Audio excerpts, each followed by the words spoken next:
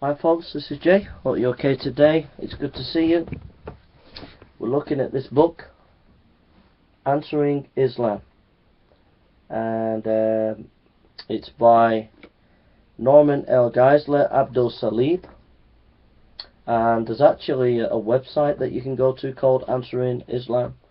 This is by Baker, and I would encourage you to get hold of the book as a Muslim and as a Christian, and to read it, and you'll find it an informative, helpful book, very helpful.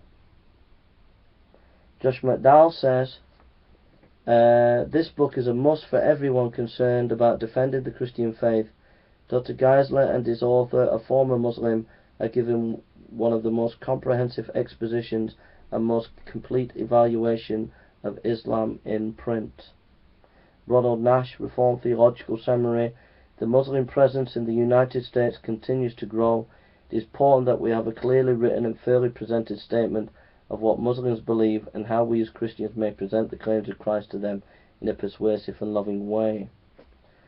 R.C. Sproul, Legionnaire Ministries. This book is a theological masterpiece, the most lucid, comprehensive theological analysis and critique of Islam from a Christian perspective I have ever seen. It is invaluable as a tool for understanding the most serious religious challenge to Christianity in the modern world.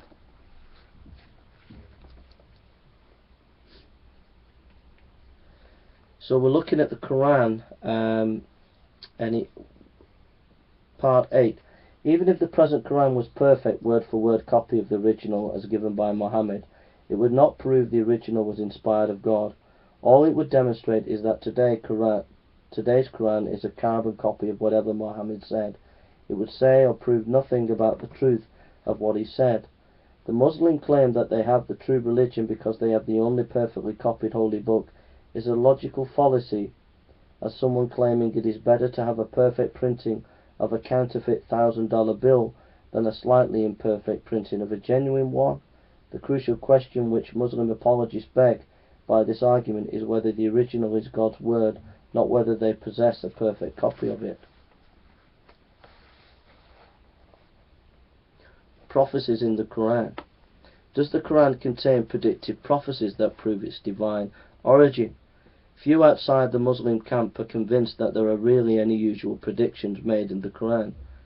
So, to say nothing of supernatural ones, consider the following facts that undermine the alleged miraculous nature of the Quran's predictions. First of all, most of the so-called supernatural predictions are not supernatural at all. To begin with, what religious military leader is there who might not say to his troops, God is on our side, we are going to win, fight on?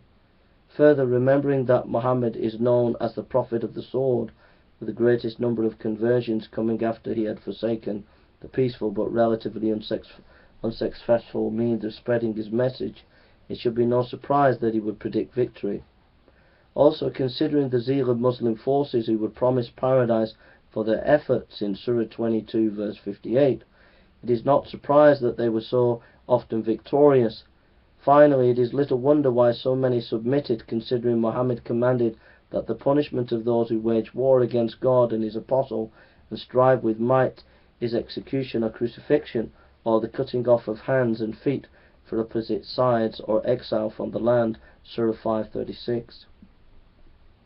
Second, the only really substantive prediction was about the Roman victory of the Persian army at Issues, Surah 32:4, which reads, the Roman Empire has been defeated in a land close by, but they, even after this defeat of theirs, will soon be victorious within a few years. Close scrutiny, however, reveals several things that make this prediction less than spectacular, to say nothing of supernatural. According to Ali, a few years means 3 to 9 years, but some argue that the real victory did not come until 13 or 14 years after the prophecy. The defeat of the Romans by the Persians and the capture of Jerusalem took place about 614 to 615. The counter-offensive did not begin until AD 622, and the victory was not complete until about AD 625. This would be at least 10 or 11 years, not a few spoken by Muhammad.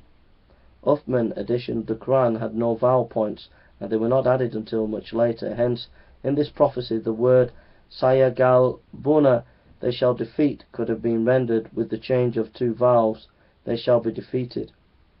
In fact, it is interesting to note that a variant text reverses the passive and active verbs, so that the Byzantines are said to have defeated others in the past, but are to be defeated in a few years. Even if this ambiguity were removed, the prophecy is less than spectacular, since it is neither long range nor unusual. One would have expected the defeated Romans to bounce back in victory. It took little more than a perceived reading of the trends of the time to forecast such an event.